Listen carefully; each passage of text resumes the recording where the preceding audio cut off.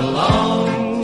There'll be no more sobbing when he starts throbbing his own sweet song. Wake up, you sleepyheads, get up, get out of bed, cheer up the sun. The Red Robin podcast is powered by Budget Tyres Auto Centre, the only car specialist trusted by supporters, players and club officials. Head down to Leeds Road and check them out for all your motoring needs.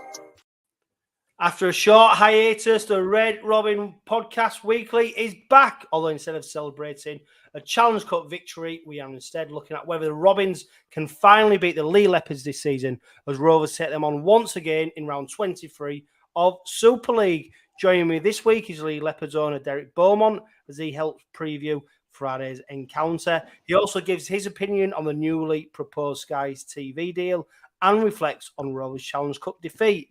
And we have podcast regulars Karl Smith and James Purling joining me to review Rovers' defeat to World Cup champion St Helens and give their views on what the Robins need to do to cement a playoff spot come the end of the season.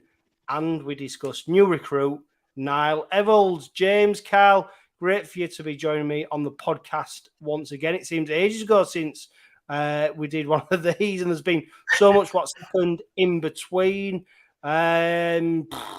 Michael Morton, he's joining us on YouTube. Good evening, fellow Robins. Good evening, Michael. Great to have you on board. You guys were at Wembley. We're going to talk about it. We haven't talked about it on the podcast because there has been no podcast since then. I think it'd only be fair to split the Challenge Cup final into two. Talk about the occasion and then talk about the game. James, as an occasion, I mean, wow, it was everything as a Rovers fan you'd want it to be, bar the result. Yeah, I mean, that's basically what we want to be playing in on a regular basis, isn't it? You know, I think, we thoroughly deserve to get there, after the run we've had in the cup. But yeah, you just can't beat these, the big occasion, and I thought it was great, great atmosphere, even, with people struggling to get there with the, unfortunate accident on the M1, but people got there in the end. But yeah, it was just a great occasion, and I think, looking at the game, I thought it was pretty good. It's a really good game for a neutral. I think the game lived up to the occasion, and I thought, a lot of hype beforehand about great having two teams who hadn't been in it. Was it the first time for 30 odd years that hadn't been one of the regulars in there, and I think people, that it showed that there is life beyond the likes of Wigan and Saints and Warrington, etc. Yeah, and Karl, I mean, obviously you went down, you saw the final, you was there, you soaked up the atmosphere. Pre-match, tell us what it was like down Wembley Way and what it was like amongst the Rover supporters. Yeah, it was, like James said earlier, it's, a real good occasion. Obviously, they have to be, don't they, because they don't come around too often. It was pretty... I got there fairly early, so I think I was there a couple of hours before kick-off, so... we had a walk down Wembley Way, spoken to a few fans, quite a lot of neutral fans, as there normally is in the Challenge Cup final. Got into the ground. The second half of the women's game was, a decent standard. There was plenty of people in there watching, so obviously that the women's game is, elevating to bigger things, which is great all around for the sport. And yeah, like you say, the tension was building prior to kick-off. And yeah, it was great all around, especially in and around the stadium. Yeah, and James, I mean, I speak to Derek Beaumont later on in this week's podcast, and take away your Rovers spectacles. This was, if you was going to write a script for a Challenge Cup final, and you wanted to show it to a neutral, and you wanted to get a new audience, and you wanted to get people on board with what rugby league is about, the final had everything, didn't it? It just it had emotion, it had skill, it had controversy, it had drama. It was everything you'd want it to be in a Challenge Cup final. It was, yeah, and I think that's why, from a neutral perspective, it was a great, it was an even better occasion, from when you're actually involved in it and you're watching your team, playing it, the nerves are on edge and your heart rate's up and down, etc., and you're just sort of feeling every single thing that's going on. But yeah, it was. I just, like I said, I just thought it was a really, really good game. Even though we lost, I thought, we gave ultimately, it was a good game. It was a good game. It could have gone either way, ultimately. And I think, given, the way I think Leigh had probably been, had the form running into the final, I think, we actually showed that again, that we can compete. When Rovers have got that ability, this team has got the ability to compete with the top sides and not to be, embarrassed and just sort of give a really good account of themselves. And it's just one of those things that, a few things didn't go away, but that's what happens, isn't it? In finals, you've got to take your chances. They don't come around very often. You don't take your chances, and then you rule them later on.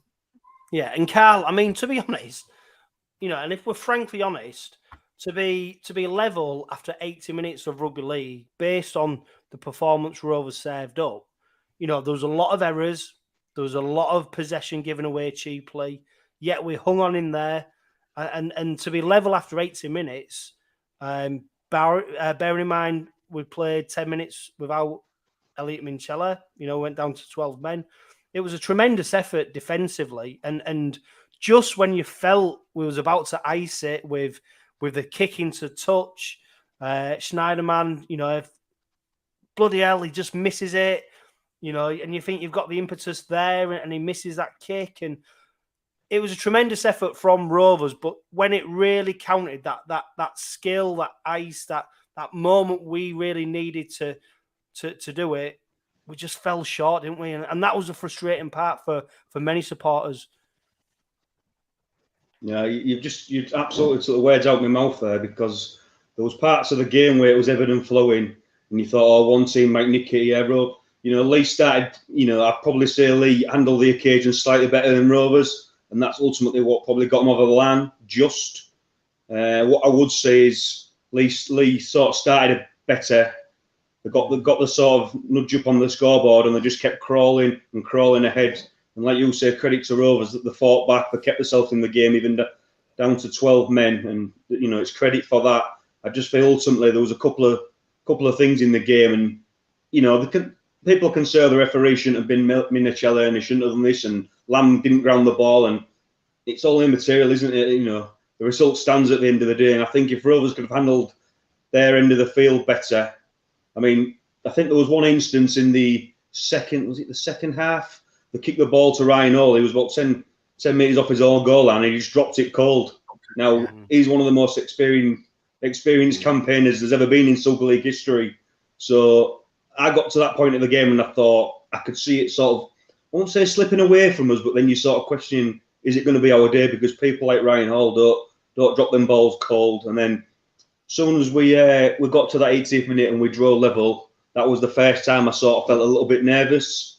I mean, I saw quite a lot of people in and around where I was sat, having a chat to them, and a lot of people was nervous. And if I'm totally honest, I wasn't that nervous up till maybe the last 10 minutes of the 80 minutes. And then as soon as we drew level, I thought, and I think Leigh dropped the ball, and we got a bit of confidence from it. And then to give a penalty where, like I say, Snyder didn't find touch, and then as soon as that ball came back to us, you knew what was coming. And as much as it pains me, I like I said a few minutes ago, I think ultimately Leigh dealt that a little bit better with the pressures of a big game. So, all credit to them. Yeah, and I think, to be fair, James, ultimately credit to Leigh, isn't it? They did what they did, I think, I don't know, sometimes, James, the closer you are to victory, that the worse it feels. Because you can, in one sense, we had one hand on the trophy going into Golden Point, and then, through a couple of plays. I mean, there were some decisions in the game that didn't go our way. I mean, the 𝗟𝗡𝗄𝗏 one, the 𝗕𝗂𝗂𝗏 penalty try, no try. I mean, what was your take on the 𝗟𝗡𝗄𝗏 𝗟𝗡𝗏𝗀? Very soft, very, very soft. I thought Reynolds certainly milked it. There was contact, but there was minimal contact, and sort of Reynolds milked it, and they got the penalty, and got Minacelli sin-binned. So big moment in the game, put more pressure on Rovers. But I just felt as though, going back to that second half, I thought there was, we did well to get just with 2 points down at half time. And I thought there was a period in the second half where we became a lot more confident. And I just got this feeling that Leigh were creaking. And I thought if we could have scored then, we'd have gone on to win. But somehow Leigh managed to hold on. Briscoe went and scored. And I thought, well, that's it. But then, they came back. Well, like I say, it's almost like getting to that last minute, 80th minute, you're thinking, is that hope? That hope goes up again. You think back to the Wigan semi-final, the Leeds game. You're thinking, yeah, we've got golden point sus now. We've got the monkey off our backs, so to speak, about not being able to do golden point, and then we just sort of just seem to have a collective brain fart in that sort of 4 minutes. Yeah, which is, I think, James, you didn't make a great point there. We've got the experience of golden point. Yeah, Snyder's got the experience of golden point, and for whatever reason, the plan, whatever, and we got a leg up, and you're just thinking, here we go, it's set up for Rovers, and say la vie. My take on the Minchella, I think 𝗕𝗂𝗏𝗏𝗧 will be furious with him. I think he'll be absolutely sick as a dog that Minchella 10 is back on the player when in reality he should be going hands in, arms round. If he gets booted in the face, if he gets the ball in the, whatever happens to him, he's got to be fully committed. And I think 𝗕𝗂𝗏𝗏𝗧 would have been furious that 10 is back on him, which ultimately left the referee with a decision to make. And the crazy thing is, if he'd have just gone forward and just wrapped his arms around him, it'd have never been a penalty, and it definitely wouldn't have been a sin bin. Karl, the Tom 𝗕𝗓𝗏𝗏𝗧, penalty try, no try. I mean, I don't think it was a penalty try, but I think we didn't get what we probably deserved in that situation there. No, it's one of them, isn't it? If it's with your team, you want it to go for you, and if it's against you, you're like, nah. So it'd have been very soft, wouldn't it? I think this should have had more of a look at it. You can't be giving penalty tries for that. I mean, we spoke a second ago about Minchella wrapping his arms and all that, and you've hit the nail on the head in terms of 𝗕𝗂𝗏𝗏𝗧. He'll be absolutely sick. He'll be sick. He'd have been sick in that bucket, after the game. And I think we saw it. When we played Leigh at home the first time around. What's he called? Reynolds. He was play acting. He was giving it loads to referee. I think even at one point he was giving the V's to the East stands. So we know what he's like. Sport has these characters, and it's all about dealing with these characters. And unfortunately, them tiny margins can cost you in big games. Yeah, and James, we saw that, didn't we, with the that little headbutt, I reckon, on Mikey Lewis, that little coming together on the pitch. So, some people said Mikey Lewis milked it. Other people said, well, it was a clean headbutt. There's not, if you're protecting players, contact with the head should be deemed, penalised. And, there's just a few little calls like that, weren't there, where it just didn't seem to go away. And I don't think the referee necessarily had the worst game. I mean, it's interesting to see he's the video ref on Friday when we take on Leigh. So he won't have to endure a run round the East End on the Friday night. But I don't know. If you look at the call like today, it did feel like there was some calls that just didn't go our way in the Challenge Cup final. No, I agree. Yes, it's not a lot of the 50-50s, some 60-40s. I think that one, Mikey Lewis. Yeah, if you're going to penalise, put Minchella in the bin for something for what he did, then you got to do the same with Reynolds and Lamb for the pullback on 𝗕𝗂𝗏𝗏𝗏𝗏𝗏. There definitely was a penalty. Definitely wasn't a penalty try, but there was clearly no intention. He basically just launched himself at 𝗕𝗂𝗏𝗏𝗏𝗏. Well, and for rule and to say as well, no foul play. Yeah, yeah, and then to give the scrum, which is probably the least decision he could have gone for, really. But he went for that one. But that was a video ref who gave that one, apparently. Well, so, and also on the video ref, James. I mean, obviously watching it back. I mean, how many replays for Parcells try? It was almost to the point of looking for the reason not to give it. And I get the point of it's the last minute of the Challenge Cup final. I need to be sure it's a try. But then I don't know. My feelings are every try deserves that scrutiny. Yeah. It doesn't. It shouldn't matter. You can find something in everything, can't you? And I think we were watching on that screen, and it was clear as day that the ball had gone nowhere near Lynette's hands, and it clearly come off 𝗕𝗓𝗗𝗀𝗃𝗃. You know, no matter whatever angle you looked at, it missed Lynette's hands. And like I say, we were just saying, looking at the screens, he's just trying to find a reason not to give it. Especially as well because the referee sent it up as a try as well. Yeah. So you'd think, you know, after 5 times of seeing it, you know, it must have been anyway. Shoulda, woulda, coulda. That was the Challenge Cup final. A momentous occasion for Hull Kingston Rovers. Unfortunately, we just didn't manage to get over the line, and we move on as we take on the Leigh Leopards once again. Sandwiched in between there was a defeat to the St Helens, the World Cup champions. I mean, James, Karl, you were at the game. Half time, James, we looked all right, didn't we? Scoreline wise, it was we'd been dogged in defence and we'd kept ourselves in the game. Second half, you know, we just didn't seem to get going again, did we? And James, was the scoreline reflective of the performance at half time? Was Rovers deserving to be where there was, or was it a case of St Helens just not being, you know, taking their opportunities? I think Saints would probably were played as well as Rovers let them. I think, you know, that defence in that first half, the scrambling defence was outstanding, and I think you can't fault it. I'm thinking the amount of ball that Saints had, you know, to potentially only going in 2-0 down at half time, and the fact that, you know, Saints then, given all the ball they had, they decided to go for 2 because they couldn't break Rovers down. I thought that was, you know, really a testament to where Rovers defensively were that night. But it was just you know, just an unfortunate error that, you know, let them in, and then it sort of seemed to knock them out in the start of the second half. But the first half, I thought they were really good. You know, thoroughly deserved to be going in just, you know, 2-0 down. But yeah, really. My biggest frustration, Karl, is that as supporters, we sort of give up these games, don't we? We go, oh, it's Saints away on a Friday night. You know, Rovers, as long as they try hard and they give a good account of themselves, we're happy with that. And you know, the mentality change Willie Peters has talked about.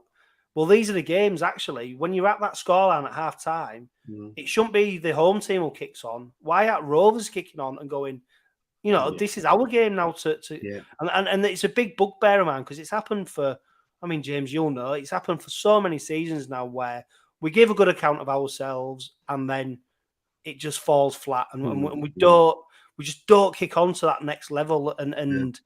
And we've seen it this season, we've seen it in previous seasons, and effort isn't enough sometimes. You know, effort should be the minimal effort, trying smart defensive work should be that should be your gimme as a rugby league player, and we just don't seem to be able to ice it better when it counts. No, I totally agree. I think even maybe the season prior to Willie Peters coming, I think if you asked a lot of Rovers fans, they would expect a result away at most teams now. I think that mindset of, oh, Rovers are just there to make the numbers up, and if we score a few good tries, fair enough. I think that mindset's totally gone now with Rovers. And for me, on Friday night, I think James is right in terms of the scramble went on their own line, but there was so scratchy with ball in hand. They defended well in that first half, and the team Saints away a couple of times, but in the end, they got caught up at the back end of the game in terms of the scoreline, because every time they broke, they dropped the ball. Yeah, the conditions weren't great, but at times you've got to play them conditions, haven't you? So, as well as they did in that first half, I thought there was bang average second half, and I thought the attack majority of the game was just off, and it was very scratchy. And I think, like I say, I think the result caught them up in the end. And I thought, I'm not going to name names, but I thought a few individuals who have been solid for the last season or so, I just thought they lacked a little bit of confidence. I mean, there's players out there dropping the ball, like I said in the final. I'm not the same guy, but there was some of our other bigger leaders, our big players, so to speak, that you wouldn't see them drop a ball, and they couldn't catch a cold in that second half. So, you know, I think they've just got to go back to the drawing board and start afresh in terms of this Friday. I think the confidence was knocked slightly at Wembley, and I thought that showed in the second half of the Saints game in terms of attacking. There was very scratchy, unfortunately. Yeah, I think the other thing as well, Karl, I think, you know, given again Saints line speed on Friday night was just phenomenal. You know, I think we were sort of stood there questioning 100%. whether they were onside or offside. You know, they can't be onside. Yeah. But it's basically what Saints do. They've done for years and years and years. They've had that line speed and they consistently, got it. And I think that's what just really nullified to an extent Rovers. And we just didn't really have that sort of speed and that probably confidence really to do it back in return. And I think that's probably the emotions of Wembley probably took it out of them, and then just all the defending they're having to do did in that first half. I think just knocked them out as well. And just if you look at break it down into compartments, essentially Saints won the game in about a 15, 16 minute period.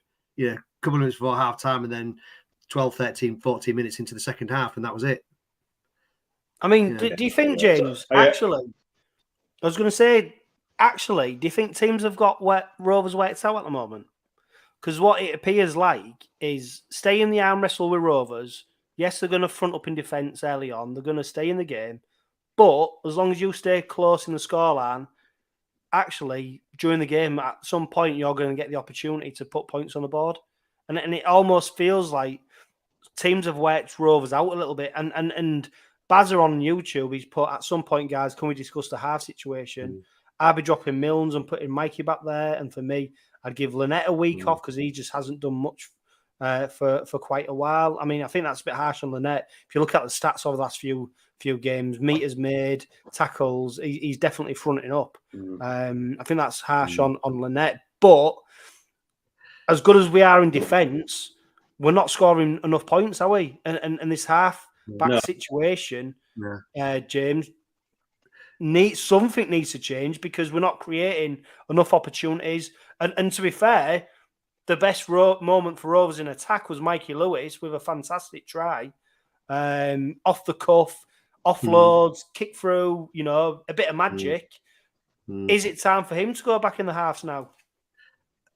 I think it is. I must admit, I was surprised that he was played again at fullback on Friday night. I think, given him, he was superb at Wembley. There's no getting away from it. And I think that's probably why Peters continued with him at half-back, at full-back. But then I got to thinking, you've got Jack Walker, who's a specialist full-back. Basically, what's the point of bringing Jack Walker into the club till the end of the season if you're not going to play him? Obviously, you couldn't play at Wembley because he was cup-tied, but you play him in the Super League games and you put Mikey back into the halves. And I think you're probably right, Chris, that I think we just haven't got that. We just seem to have lost that spark that we've had before, which was able to unlock defences and cause opposition teams to sort of think, what's going to happen next, and just hold back perhaps and create that space. And we just seem to have lost that. That's not a criticism of the team we're putting out. I think it's just probably one of those things, and probably the type of player we've got there. The effort's there. That's the thing. The effort is there, but we just haven't got that spark anymore from the backs. Yeah, I think he's shooting himself in the foot a little bit as well. Yeah, I agree what you two have just said there totally, and I think what you said a second ago in terms of numbing the threat that Rovers have is stay in the arm wrestle. The other teams are thinking stay in their arm wrestle and we'll get them back into the game. But I think that's part of it. But I also think partly that when Mike is playing at his best, he's playing at the line. And he's looking for chinks in the other team's armour. He's looking for them spaces. He's looking for a flat ball. He's looking to step a big fella. And when he's at the back, teams are getting up quicker to him to nullify that threat. So I think I know he played at Wembley there, and he's had a couple of good games at fullback. But I think you've got to move the lad back home now because you're shooting yourself in the foot before you've even got into the game and sort of got going, because the other teams are moving up on him fast. And what I saw on Friday night in terms of Saints defence, there was moving up on him, and a lot of teams are leaving a little bit on him as well afterwards because they know he's dangerous. So they're trying to drag him down away from what he's supposed to be doing. So I think if we don't put him back in the arse, I think we'll struggle to create. Yeah, and James, I mean, with Mikey Lewis, fundamentally, you don't want him catching the eyeball, having to run 10 meters.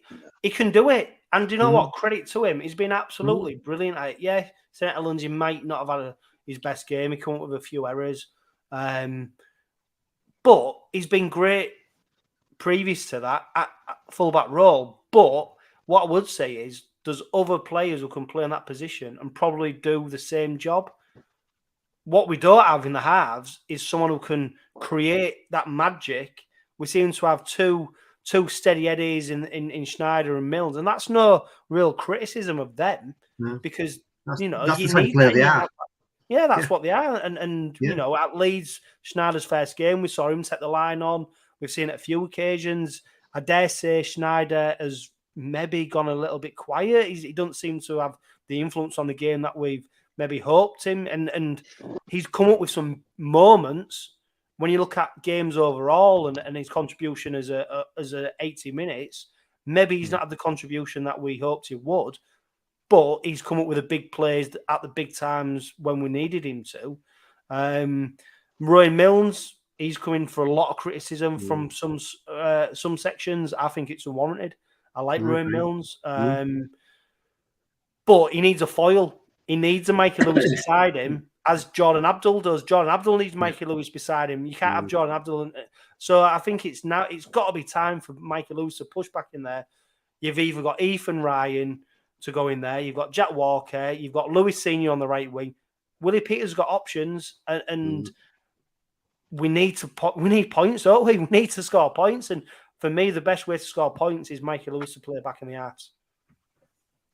Yeah, definitely. I think, like I say, it just gives that spark, and I think, like I say, with Milnes and Gsneijder, they are very similar players, and so I think teams, like I said, teams can read them easier. Whereas Mike is in there. They have, like I said earlier, they haven't got that. They've got that unknown. Probably fear actually about what he's going to do. Because he can do some stuff, just stuff off the cuff that can just split defense open, in an instant. Whereas Milnes and Gsneijder just don't. It's not from what I've ever I really like Milnes. I like him. I think he's a decent like, and I think he does get a lot of unfair criticism, and that's because people probably comparing him with Abdul and with Lewis.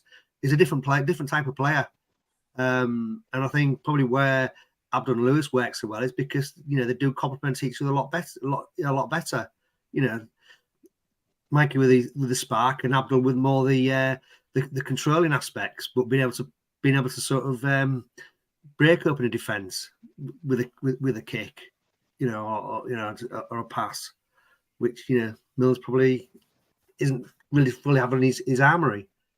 Yeah. Well, that was that. I mean, a Friday night defeat to St Helens is what we've pretty much come accustomed to over the last few years in it. So let's draw a line under that. We'll take on the Leigh Leopards again, and someone who's been on this podcast nearly as much as you and James and Karl, Derek Beaumont. He joined me once again. Great value once again.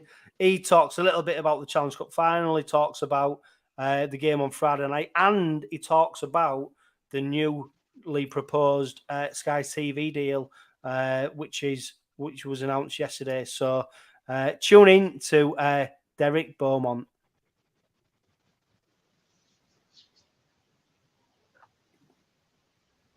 Derek, thanks for joining us on the Red Robin Podcast Weekly once again. I mean, you're becoming more of a regular than some of the Rovers fans who come on it.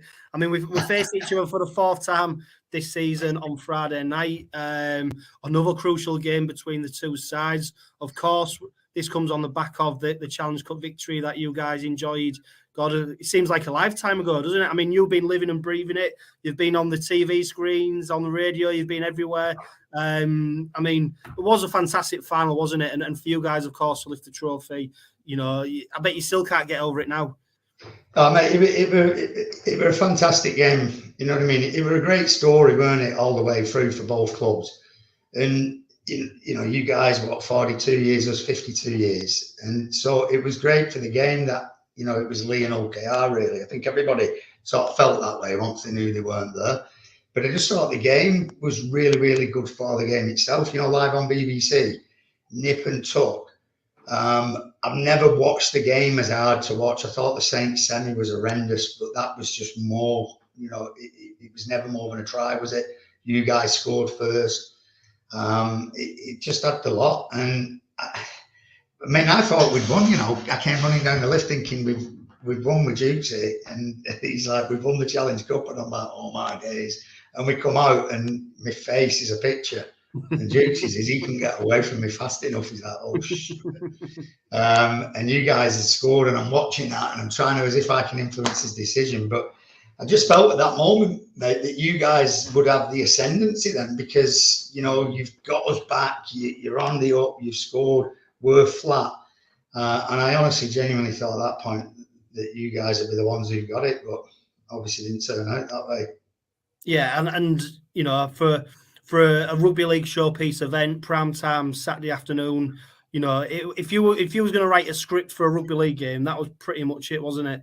Yeah, exactly. And either way it went then at that point, to be honest with you, when you got the penalty, which I personally thought was knock on, he'd give it a knock on, then changed it. And, you know, I'm thinking, oh my Lord. And I said to Jdukesy on the way down there, I said, whatever happens here, I said, I've got a lot of mates in others, as you know, and that's why I'm happy always chatting to you guys, because your club's always been class with us.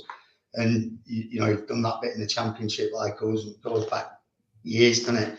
And they were all class all the way through. And I said, if we lose, I'm fine with it, because I'll be pleased for some other people. But I don't want to lose to a bad decision. I want to get beat by a team that beats us, you know what I mean? And I'm sure you wouldn't want it either. And I just, as soon as that went, I headed my hands and was like, that's it, because you'll kick to touch. You've been driving up the middle and making decent meters all game, so you'll make the meters. And Schneider's shown he can kick it in the semi, didn't he? So I'd written it off. I was trying to emotionally change to get to be magnanimous in defeat and not make a burk of myself, being, you know, a bit riled by the call. And then Jdukesy pulled my hands down. He went, he's missed touch. And I was like, oh my God, you know. And it was just psycho from there, mate. It really, really were. But you guys were, I had nothing but good things from our fans and players, how you reacted on the pitch. And kind of, as I calmed down a little bit, Sean Kenny-Doll came over to me. I thought I had a great game for you men, by the way. And, you know, you look and you know that, you wonder whether that's his last go at it, you know what I mean? But yeah, he was absolutely class, you know, dead respectful, well done, you really deserve it, you know, enjoy your moment, they don't come around often. And it just brought me down to earth a little bit. And I thought, and then I started to recognise your guys, obviously a bit depleted. And then I started thinking, God, you know, how hard for them, because they'll have put exactly into it what we did. Every aspect you've got to put in there, and you'll have gone with everything planned. And you obviously sacrificed the game as well, really, in fairness, to give yourselves the best chance of it. So I did feel a bit sorry. And Neil was really magnanimous up at the top, and as was Paul Lakin. So you just show quality as a club, and you can't buy that. No, and I'm sure it's probably the same for Neil as well. When you're watching the game, Derek, are you able just to purely watch the game, or are you thinking about what victory might mean for the club, what you've got to get in place, or can you just settle down for 80 minutes and watch the game? Mate, it's a wreck, because we, you know, we've both obviously had to go through exactly the same. Before the semi-final, you would have been the same, so you plan certain things. We've got a good relationship with Saints, so we planned the hotel, and then whichever one got through took it forward. So the contracts were in place. So then all the other things, because it was special for us 50 odd years, I'd always said to the boys, if we get there, I'll bring your families, we'll do this, we'll do that. So all the planning was done, and we decided we was having a party. We never used the word lose. So it was always win or not party, win or not, because we felt we'd won something just by getting there. Yeah. And I know that sounds to some clubs like you're not, but when you've not been for 50 odd years, which is, you know, how long I've been in existence, it would have been enough for me.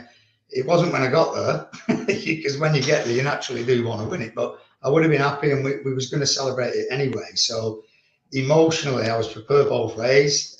So I was able to watch the game, but I'm bad at watching the game anyway, because I'm like, you know, I'm so invested in it. And as a supporter, not you know, as much as financially.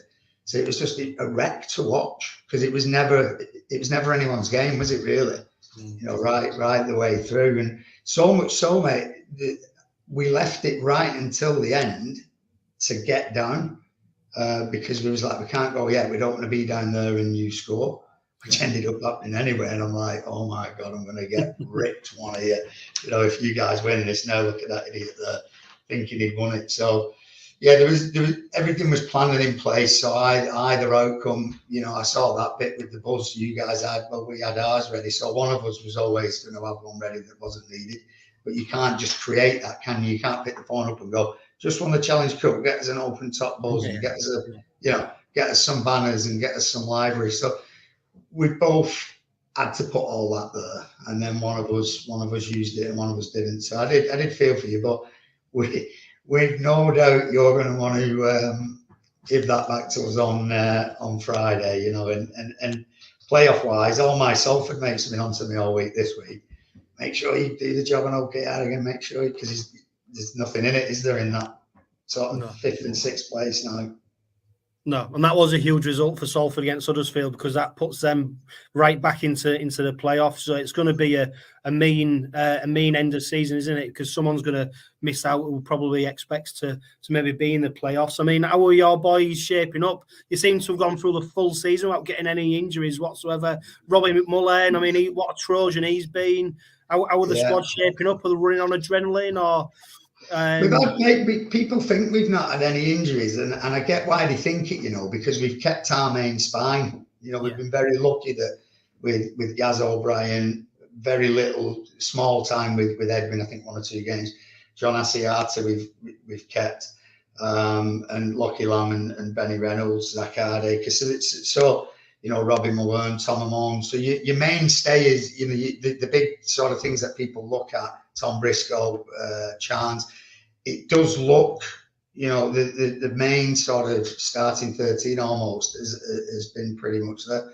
But back rowers, we all the way through, you know, with Joey Wardle was out, Jack Hughes was out. So we were struggling back there. We got Frankie from you guys, and he went after 12 minutes in his debut and has never played since. He may get back for the playoffs.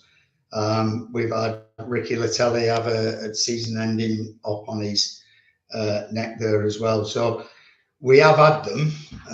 You know, we've had Ben Nakabuai out for most of it. We've had 𝗍𝗢𝗏 and Fango, I can't even say it, out. So we have had it, you know what I mean? It just doesn't look as visible because we've not lost like a Jordan Abdul like you guys have, and a Lachlan, you know what I mean?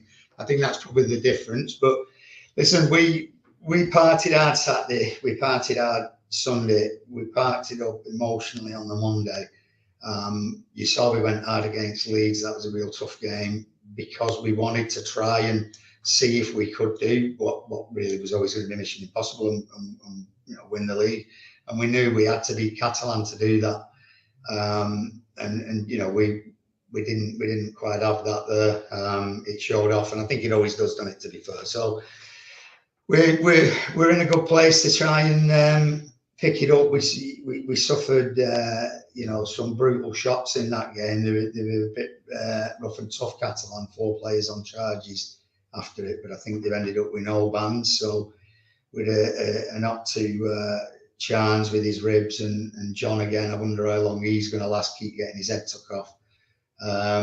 You know, so yeah, we're emotionally probably over it now, I think. You know, I think coming off the back of that Catalan game, it's brought us all back down to earth and job in hand. So I think we're focused on how we bounce back from a defeat, but I'm sure you guys will be as well. And it's just as important. It's probably more important for you guys in getting the 2 points to keep yourself up in, you know, that 6th spot contention with Salford, Leeds, or whoever else it ends up being.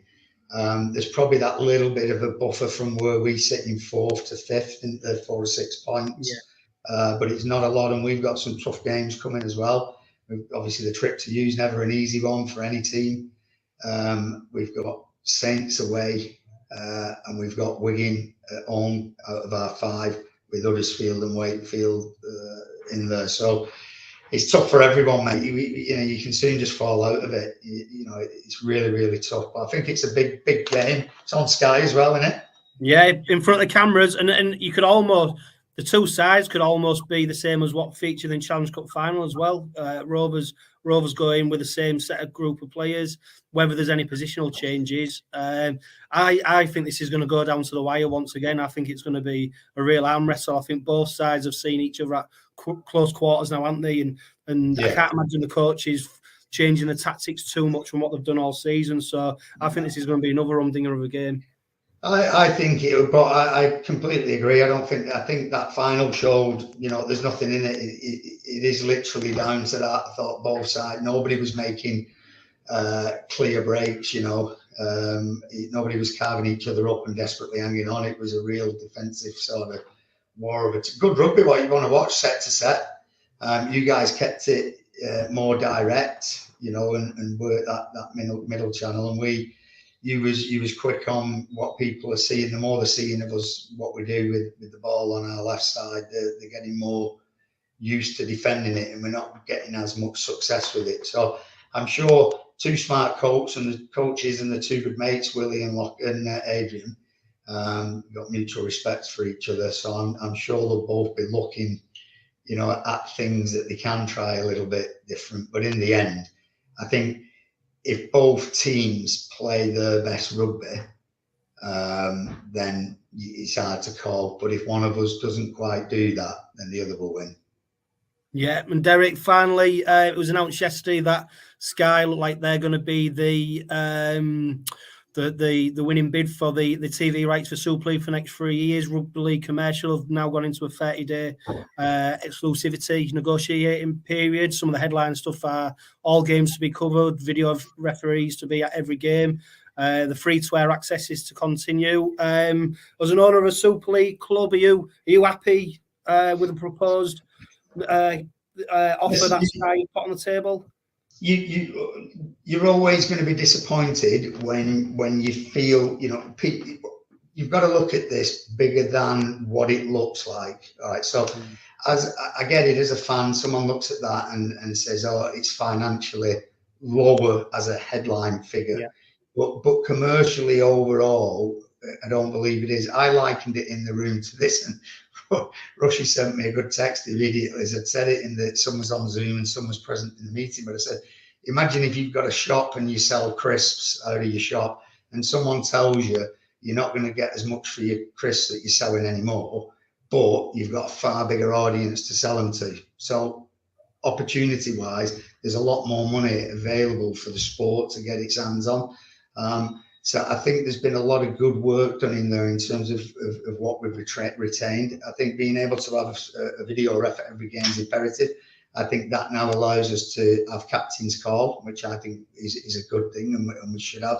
That would have been a moment in that golden point where I'm sure we would have used it if we hadn't already, to say whether that's a knock on or a ball. So I kind of like that. I think that's possible, and we might see that come in. I'm not sure. But to have the instant access to, the moments. So like if you look at the drop goal from Harry Smith for Wigan against Hull FC, which no doubt you guys watching this have been delighted with, it could go in. We can't use that. You know what I mean? They can't use that. It's got to come through the Sky platform, and then there's rules around it. Now that can be instantly out there. It can be our. You know what I mean? We can get the detail out quickly. We can stream our own games. We can monetize that. We can go to wider audiences with decent 6-7 camera footage and presenters and commentators, and put out a good product on, whether it's through our league or a different platform, or whether clubs have their own right. All of that can all be worked out now with some of the things that's been retained. And I think it gives us a little bit of not too long of a term. You think 3 years, but if you've got a 3-year deal, you're renegotiating after 2. You know what I mean? So it's not a long time in the mix. So what it does is it buys us some time to, with security of the largest chunk of what we've just been used to operating with, it gives us some freedom to explore more that bigger streaming avenue with a proper production, and then see how far we can take that. And if we get it right, we'll become our own competition to broadcasters for the broadcast rights, if you see what I mean. So it enables us to nurse ourselves in the end if necessary, going along, but doing it with a partner. And you know, we should respect the fact that Sky supported the sport massively for 30 years. And it's not a direct criticism, but if there's any negative you could associate to that, is that it does, because it's behind a paywall and subscription based, it does keep you a little bit more in the dark than if you're on a free-to-air channel. But you don't get the money out of a free-to-air channel that the sports out of Sky and need. So I think this way we get that money from Sky, but we get to get more awareness and get our game out to a bigger audience. So overall, in a landscape that's difficult with all the sports competing for it and not much competition around from channels, I think you have to say that Rodri and his team have actually done a decent job there and done the best, in my opinion, they've done the best that they could for the sport, knowing what I know. Yeah, and we've seen, obviously, yourself, Derek, with the rebranding of Leigh Leopards. We've seen All Kingston Rovers, how they've looked at additional revenue streams. How important is it for clubs to become less reliant on the core funding through the TV deal and you know, and explore other revenue opportunities to bring in extra money, so that if the deal ever in what they expect it to be, it's not you know, the end of the day for a club. Well, you've got to make yourself a brand that's interesting, haven't you? And now that you can go wider than just, you know, obviously you've got a city there and you've got two big clubs inside there. So it's more competitive. So, you know, I've always, you know, listen, I'm Leigh through and through, and all clubs, you know, are largely supported by their own towns and communities. Now, if you look at us, that restricts us to 45,000 people. You know, if you work on the basis that everyone in your town is going to support you, so that doesn't really provide a great audience. But if you get a brand and you're more about being the Leopards, you know, of course we're from Leigh and the Leigh, but if your brand is more just talking about leopards and more talking about wolves or more talking about rhinos, and it's less specific about where you're located, because that's just who you can get in your stadium. So again, we're restricted to 10,000. Yours, whatever yours is, and the bigger stadiums, the bigger. So we all know that's not something that we're ever going to mega increase, because it doesn't at Wembley, it doesn't at grand final. So it's about reaching wider through streaming, through the small snippets, through having a good brand, through merchandise, through commercial aspects. Now, if you're selling your sponsorship to your front shirt sponsor and you're saying you'll be on 2 games guaranteed on Sky, but you're saying every game will be on Sky and every game will be on a streaming platform, and actually we're going to have so many subscribers. So imagine at the end of year 1 and we can say 72,000 people in PNG watch our game every time we play. You know what I mean? Yeah. The audience commercially and the value commercially becomes significantly bigger. They've got backing rights to do with LED boards and things like that, which we can get more revenue from. So there's a job in hand now I think attention now needs to turn towards the calendar and how we move out of the loop fixtures, because obviously at a time of difficulty in moving into our own streaming area and the Sky situation and the transition, it isn't a time to also lose fixtures, because if you then do that, you're cutting your legs off in another way with your income for your season ticket holders. So I imagine, you know, some clubs, we're meeting tomorrow about what we do with our packages and memberships and different options and what we'll set our tickets at. I imagine some clubs will be looking to slightly increase that with how everything's going on, but also you've got to be mindful for cost of living and everything else to get the right balance. So if you was trying to increase your prices but decreasing your number of games, you've got zero chance.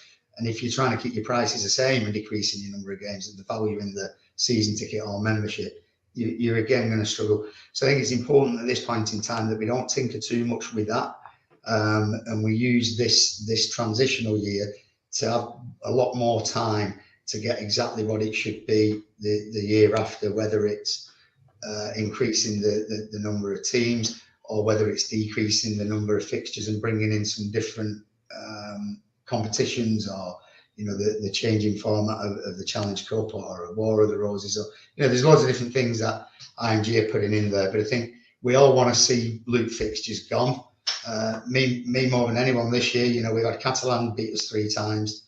A Luke fixture. We've got yourselves as a Luke fixture, which could see that way. We've had Salford as a Luke fixture. They beat us twice. We've got to do Wigan again. So they're unfairly skewed because they're graded with the top teams playing what has previously been the bottom team, which, you know, from this year alone, coming into the bottom team, everybody would have thought that's a gimme 2 points and hasn't been. So it just needs to get to a straight shootout. And the thing for me to do that, I think ultimately the competition needs to grow in clubs. But I think we need to have more players to do it. And I think to do that, we need to get rid of this restriction of 7 and, you know, overseas players. And people say that affects our English standard. I don't think it does. You know, look at football. I go watching United, you know, how many English players play for United, let alone anyone from Manchester. So nobody's really that bothered. You'll raise your standards. If it's harder to get in a team, you'll have to raise your standards at all the lower levels to what you bring through. So I think that provides more players instantly. 36, if every club can have another 3, there's 36. It infects it to try and get a close competition with more teams in. So there's loads and loads in the mix, but I think we've now got some breathing space for the next 3 years to really get to work with IMG and move the game forward. But individually as clubs as well as collectively as clubs, I think we need to come together on a lot of things, on how we put things out there, on how certainly on how we utilise this ability to stream all our games, how we centralise that but incentivise it to the clubs that work the best and bring the most to it. But I think we need to have some set central things. So you've not got OKR charging so much to watch a game and Wigan a different price and Leigh a different price. I think we need to make season passes for the whole lot, or season passes for just your club's games, or season passes for just your club's away games, or you can just buy the whole kit caboodle, or you can just buy one game ad hoc as and when you want it. So there's a lot to be done behind the scenes, but I think working together will achieve that. Yeah.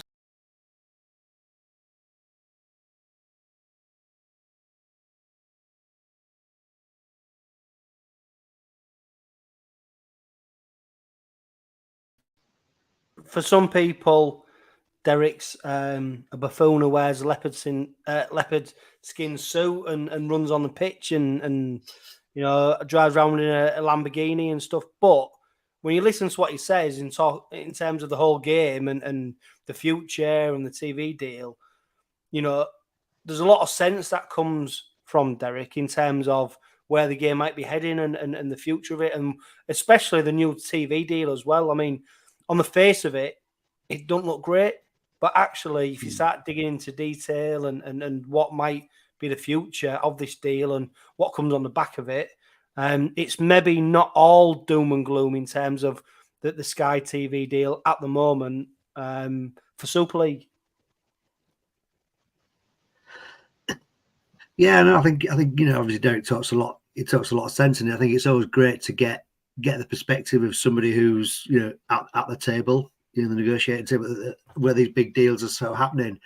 And I think it was quite interesting, you know, the point he's making about the deal. And I think, you know, there's been a lot of focus on the actual monetary value of it being less than it has been before. But, you know, as you sort of explained to it, you got the potential then to sort of actually, it might be lower, but you got the potential to have a bigger audience, because we're now going to have, you know, all games televised in some format, whether it's on Sky or other channels, etc.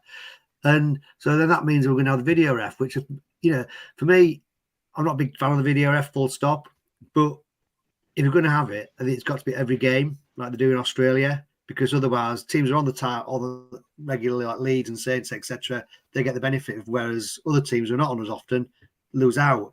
So I think that's going to be a big thing. And then the captain's challenge as well, which again is something that we've all been wanting to have. And that, I think, you know, when we've seen it work in the NRL, you know, it you know, works really well. And it then becomes a tactic within your gameplay as well about when do you actually go for it? Do you and who actually goes for it as well? Do you get a lumping prop forward going for it, or do you actually make somebody who's got a bit of intelligence about them call it? So yeah, I mean, it's interesting to see what he's going to say, and I think if the game does sort of grasp this and sort of take it forward, that when we come to renegotiate after the next deal, then hopefully there's going to be more money, because other broadcasters who were interested this time will have seen how the game's developed, the quality of the product's developed, and so actually, yeah, we want a piece of this, and then it's going to hopefully up the money anyway.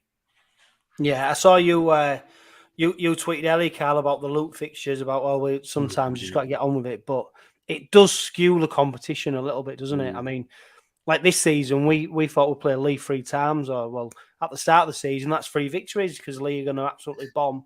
It hasn't worked out like that.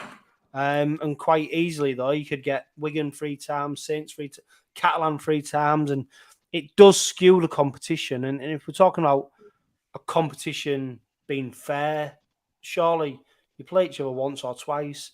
I mean, Magic Weekend, we need to get to a fairer competition, but fundamentally that probably means adding another team to Super League, doesn't it? Yeah, exactly. I mean, people. I said when I tweeted earlier on, I think people can, get a little bit overexcited of it all, and they can, they can have meetings all they want, but ultimately it's getting that fair across the full board, isn't it? So I know what people are saying about loop fixtures, and I think was it last season we played Leigh 3 times or whatever, and I think we beat them 3 times. So the only teams that will probably suffer are the teams at the bottom end of the league. So if St Helens are smashing, I don't know, for argument's sake, Salford 4 times a year, them Salford fans won't complain. And if the show's on the other foot, the other fans won't complain. So yeah, I get that it has to be a level playing field, but there's a process to get to that point, isn't there? And you hit the nail on the head where let's introduce another team, but then they've got to meet these needs like all the other clubs for the IMG and all that type of thing. So you can talk it up, you can talk it down. There's pros and cons to everything, but ultimately it's a process to get to that point, isn't it? Yeah, and James talking about loop fixtures, bloody hell, we meet Leigh again in Super League for the 3rd time this season on Friday night. I mean, are you expecting the same as the Challenge Cup final in terms of intensity, in terms of closeness, in terms of no quarter given, rough and tumble, bish bash bosh? I mean, we saw basically Lackland Land was a difference between the two sides. I'm guessing, well, we can't afford that to be the case on Friday, can we? Because 2 points is much needed for the Robins on Friday night. Yeah, it is. I think we've actually had 2 pretty close games with Leigh, haven't we? The first, I think, round 3, and then obviously Wembley. I think this on Friday night, I don't know, it just feels as though it's like the season's on the line a bit. Given where we've got to the last few games we've had, where we are in the league now, how other teams around us are playing and sort of picking up points, etc. Who we've still got to play. I think if we lose on Friday night, then you're having to back up against Catalan. You're thinking it's going to be tough to get in that playoff. So I think for me, winning on Friday night, probably over dramatising it a bit, but I think the season's on the line on Friday night. And if we win, we've still got a chance because we've got, I think, a decent run in. We've got Salford at home. We know we can beat them. We've got Huddersfield away and Wakefield away. So, yeah, I think, we need to be winning 4 out of the last 5, I think, to be safe into the playoffs. Yeah, and Karl, earlier on in the podcast, we talked about staying in the arm wrestle in the match. But really, we need to stay in the arm wrestle in the league table, don't we? Because, lose to Leigh, Catalan come up next, who been, standout team all season, but, who knows what could happen in that game. If you're then relying on Rovers to win the last 3 games of the season, well, you're blowing your cheeks out and going, well, maybe it could, this game on Friday feels James already mentioned it. Quite pivotal, really, that if we don't get these 2 points, bearing in mind how close it is in the Super League table amongst the teams vying for the playoff spots, that it'd be very tough for Rovers to then get into the playoffs if we don't beat Leigh on Friday. 100% right. I'm sort of looking at it as a mini cup, if you like, because I don't think there's no room for error now for many of them teams. And like Derek Beaumont said earlier, it's that tight on that ladder. It's like you'll make a mistake, you'll lose a game that you possibly should win.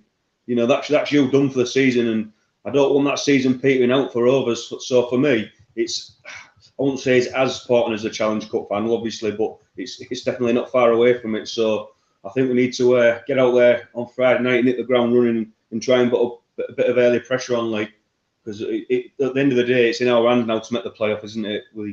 Like James alluded to in terms of them fixtures, there's fixtures that on paper we should be winning. So I think if we get over the line against Leigh, I think I don't see it being a problem, but there's definitely no room for error now. Yeah, James, squad selection for Friday night, team selection, sorry. Are you expecting Rovers to line up, or how would you like to see Rovers line up on Friday? For me, I would put Jack Walker at fullback and put Mikey in the halfback, and then bring Minichella, go straight in at loose forward, and then Hadley on the bench instead of Kindhorse. And other than that, I wouldn't make any changes. Yeah, what about you, Karl? Yeah, I would probably say the same. I'd definitely put Mikey back in the halves. I think he's more of a running threat there, and his off-the-cuff play brings the best out of us. So I know we talk about Mikey a lot, but he is probably our main threat at the moment in terms of off-the-cuff and needing to do something special, because I think Milnes and Gsnarderman, I think they're very similar players, and they don't offer that threat. They offer other things in the game. I think they could, secure the win in terms of seeing the game out, but I don't see them going and getting the ball and really running at the other team and getting us the points. So yeah, I think Mikey's definitely got to go back in the halves to give us that running threat. And I'd get Jack Walker at fullback, like you say, he's an actual fullback, and he's done okay. We're called upon this season so far. I mean, it does beg the question, doesn't it, James? We've had since Coates retired, we've had Zenon, Lewis, Walker, Dagger. Ryan. Am I missing anyone off there? Well, I think that's it, isn't it? At fullback. That's it, yeah. Dagger, yeah. I mean, it's such a pivotal position, and to be chopping and changing like we have. I think our biggest mistake was probably when Coates retired, not giving the fullback position to one player. I mean, that was easier said than done, because we've had to recruit and players have let blah blah blah. But this constant chopping and change, and to be fair, across the whole squad, James, it's been a feature of the Robins this season, hasn't it? This constant chopping and changing in pivotal positions, especially through the spine, is probably the reason where we are now. We've just not had that settled formula in the most important positions. Exactly. And I think Derek hit the nail on the head. If you look at their, the way their team's been, they've had a really solid, uninterrupted spine all season. Mm. And then when you throw in the likes of Mulhead playing out of his skin, Asiata, Amon, and Hardacre as well in the centres, you can sort of see why they've done as well as they have.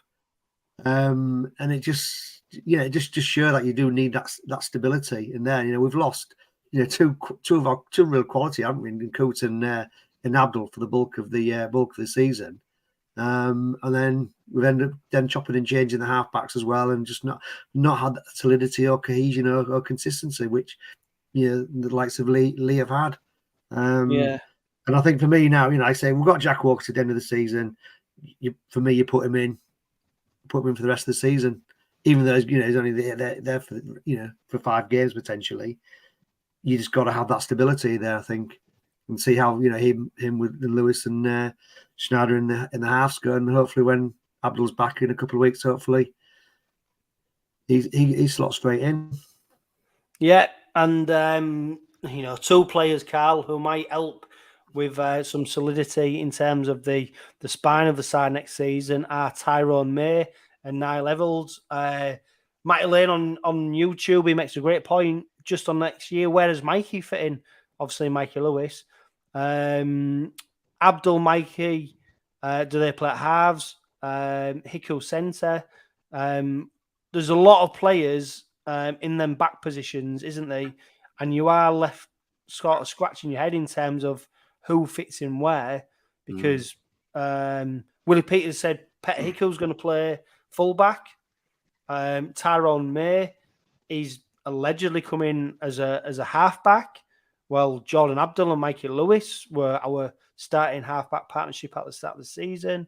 You look at the centres, you look at the wingers. Ryan Hall, he still our top meter maker. I mean, you can't dismiss the fact he's made so many meters. I mean, the Challenge Cup final, I think it was 265 meters or more what he made. I mean, unbelievable return. St Helens, only one player made over 100 meters, Ryan Hall. There's no reason to think he won't do that again next season. So you can't just drop him. I mean, we are looking well stacked in the backs next season, Karl. Yeah, no, definitely. I think Willie Peters must be good at playing poker on a weekend. That's all I'll say, because every signing we've sort of made is made hints of where they're going to play. So that could be anywhere in terms across that back end. So I mean, as the side Tyrone May, didn't they? He's been playing a bit of six for Catalan, and he looks decent. And his short kicking game looks good. I think when he was in the NRL, he played for the Panthers in centre quite a bit, and then obviously he couldn't get a game, so he came over to the Super League. So I mean, I won't write that off totally. The only one thing I would say, you know, and I don't want to jinx it again, but can you really rely on Jordan Abdul in terms of fitness? I mean, he has a few games together, and then he's out injured again, and then you don't see him for a few months, and he plays 3 games, and then he's out again. So he's probably covering all bases in terms of that back line, is Willie Peters, and I think you see that in a lot of the signings. I think now Levels will probably play fullback. I've seen a lot of things on Twitter when he got signed early on today saying, "Oh, he can play wing, he can play this." I think Rovers are crying out for a fullback who can stay fit, you know, and be that number one for seasons on end. And I mean, hopefully he's the man. So I know, you know, it was always Peter Rico might play there, blah blah blah blah. He hasn't played one game there for the Cowboys this season. He's played centre, so I expect him to play centre when he comes to the Robins. So, you know, the options are endless, aren't they? So, as they say, it'll all come out in the wash. Yeah, I mean, James, it makes sense, doesn't it? I mean, we brought Tom 𝗕𝗂𝗡𝗏 over to play centre from Parramatta. He played centre. Pet Hiku's just about to finish a full season playing at centre. Sean Kennedy-Dowell's retiring. You'd assume that's the obvious replacement.